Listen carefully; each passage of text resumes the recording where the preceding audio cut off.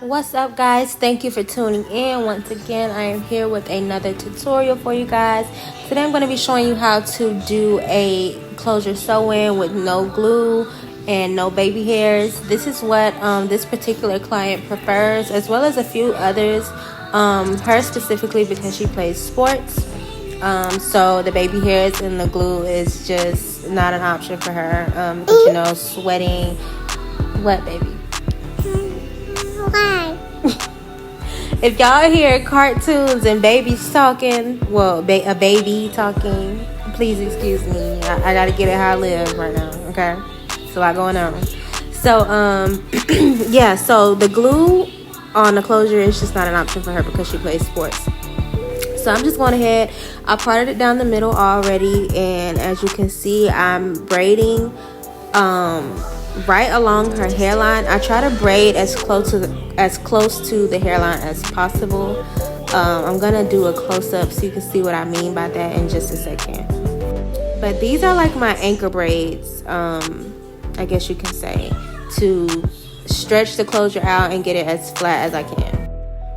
So I try to get as close as I could with the camera so you guys could see this. So I'm just parting like a really small section, maybe like I want to say half an inch or like a third of an inch section of hair, and I'm going to angle my hands closer to her forehead so that the braid can be as close to the beginning of her hairline as possible. I hope I'm explaining that in a way that y'all can understand, or if I'm not, hopefully you can see what I mean.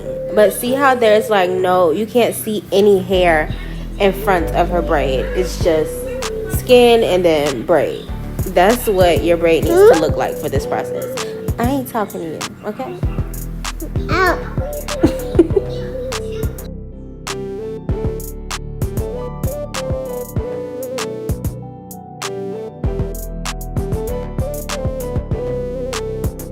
So right here I thought I was recording, but I didn't. But just showing you what I did. I cut all of the lace off. I did not cut off the baby hairs. I used to cut off the baby hairs, but I feel like leaving it on gives it more of a natural look because most of us have thinner hair around our hairline. So I leave them on now, and I'm just having her to hold it down, and we are going to stretch it as much as possible. I'm having her pull it as tight as she can, and I'm also pulling my side as tight as I can. And I sew I pull the needle through just a little bit lower than where the closure actually is, because sometimes if you sew right under where the closure is, and you'll finish and you'll realize that it's still super loose. So I always sew it just a little bit further down for extra security. So I'm going on over to the other side, and I'm just going to do the same exact thing. Oh, wow. I'm just going to do the same exact thing, pulling it as tight as I can. If you don't want your client to hold it for you, you can kind of use something on their head as a marker. Like, I use my clients' faces as a marker a lot. They don't even know. Like, if they have a beauty mark or something, or a piece of hair that goes a weird way, I use that to mark like where I'm going to sew the closures down.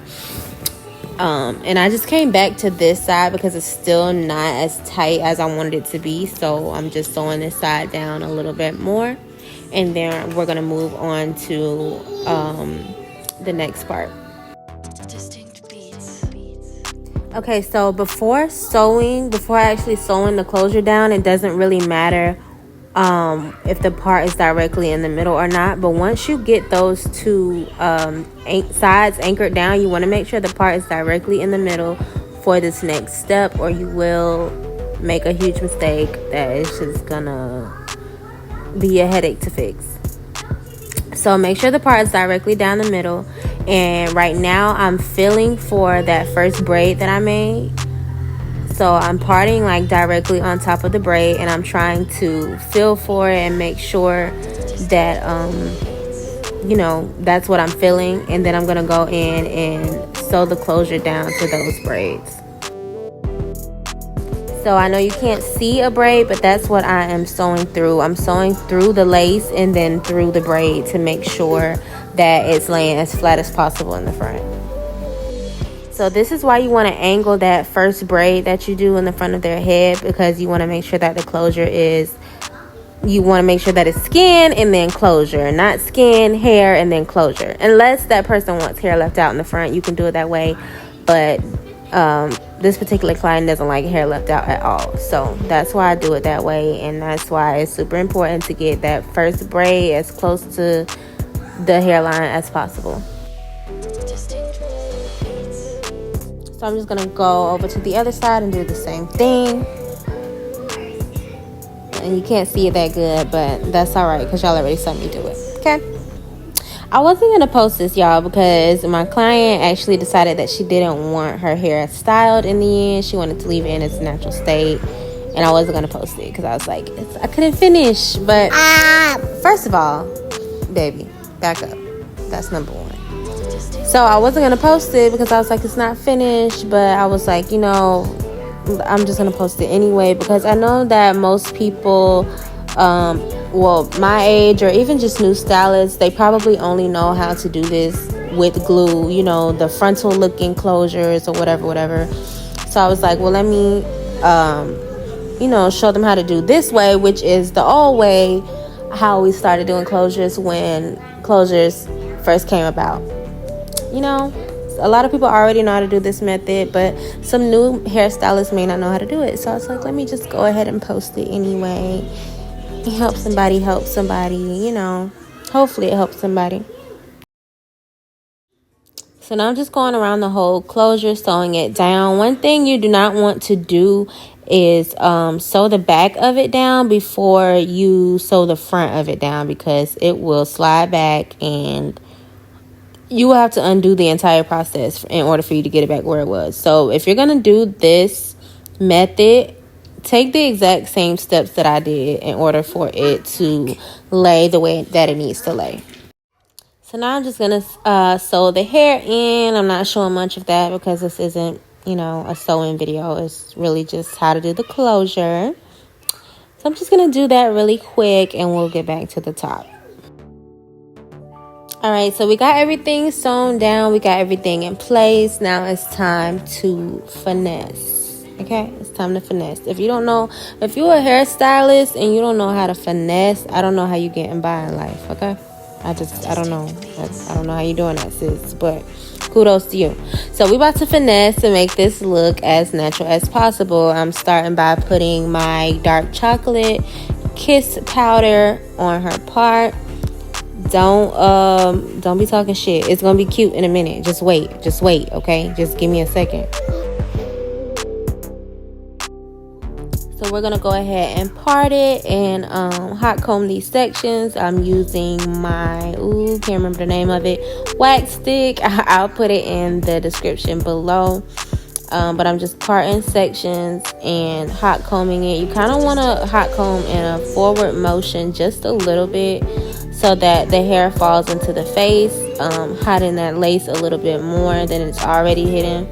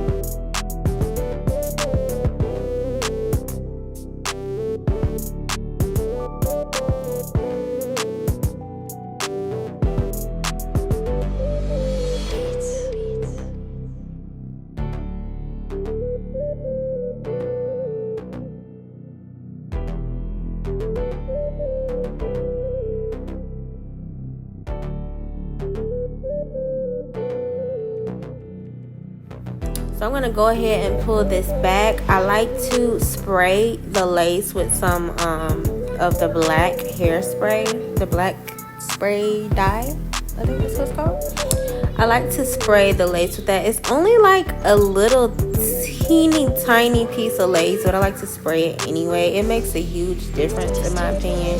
So I spray it on both sides. You want to use something because, you know, obviously it's going to get on their skin, and of course you can wipe it off, but who feels like doing all that? Not me.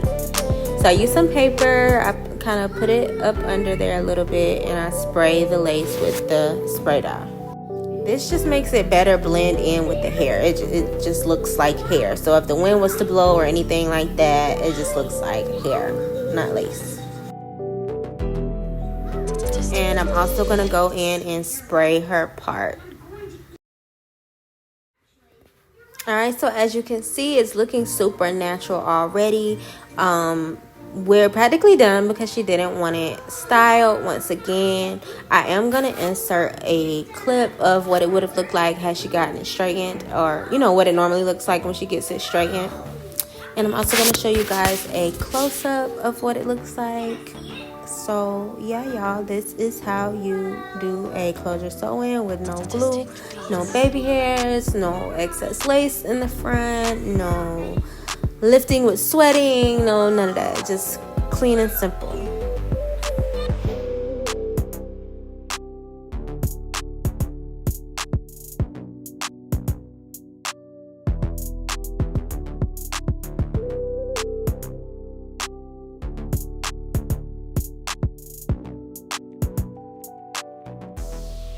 So as promised, I'm going to insert a picture here of how it looks when she actually, this is not her. This is her baby sister. They look like twins. I know. So this is her baby sister. This is how it would normally look if she were to get it straightened or curled or anything of that nature. And I really hope you guys like this video. I really hope you learned something. Don't forget to comment, like, subscribe, and let me know if there's anything else you guys would like to see in the comments below. Thanks for watching, and I'll see you next week.